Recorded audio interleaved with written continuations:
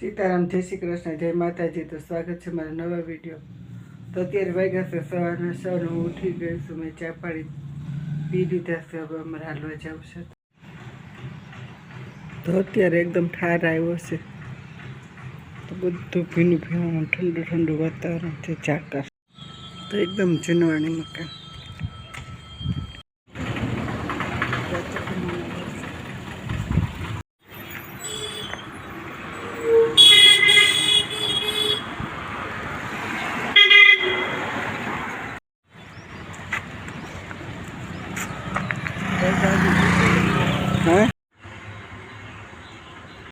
તો આજે સવારમાં ઠાર હતો તો અત્યારે સુરત બધાને તેજ એકદમ ટોપ। તમારે લક્ષ્મીનગર ટોપના શાકભાજી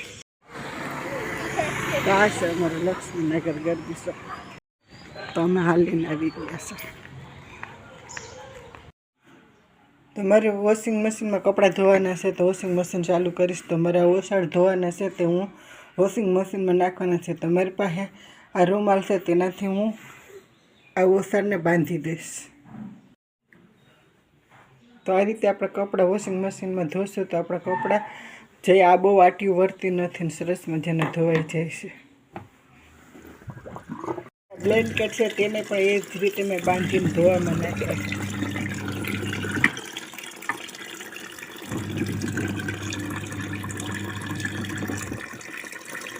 તો આ રીતે આપણા કપડાં ધોશે તો આપણા કપડાં માટી બહુ વર્તી નથી ને સરસ મજાના ધોવાઈ જાય છે। ધોવાઈ જાય તો આપણે આ રીતે સરળતાથી કાઢી શકીએ। તમારા કપડાં ધોવાય છે તો વાસણ કરી લઉં ચા પાણીના। તો મારા વાસણ ઉટકાઈ ગયા છે। હવે હું રસોઈ બનાવી લઉં।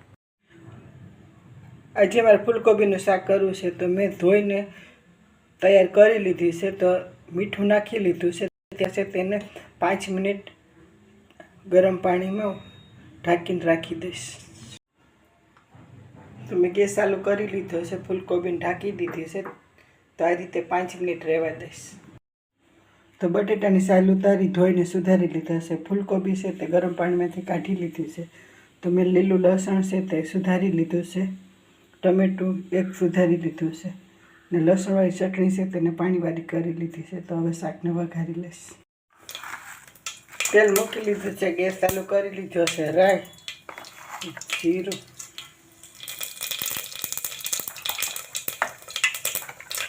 ને હિંગ નાખી દઈશ। તો લીલું લસણ પહેલાં વઘારી દઈશ।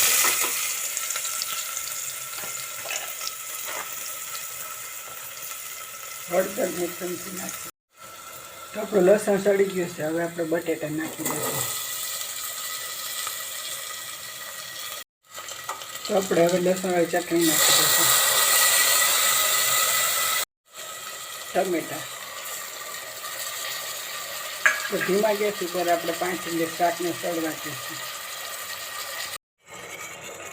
તો ધીમા ગેસ ઉપર આપણે 5 મિનિટ શાકને સળવા દીધું છે। આપણા મસાલા સળી ગયા છે। હવે ફૂલકોબી નાખી દઈશું ને સ્વાદ પ્રમાણે મીઠું નાખીશું।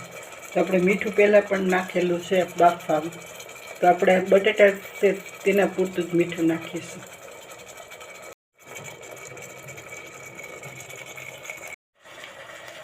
તો આપણે ગરમ મસાલાને 1 ચમચી નાખી દઈશું। ધાણા જીરું,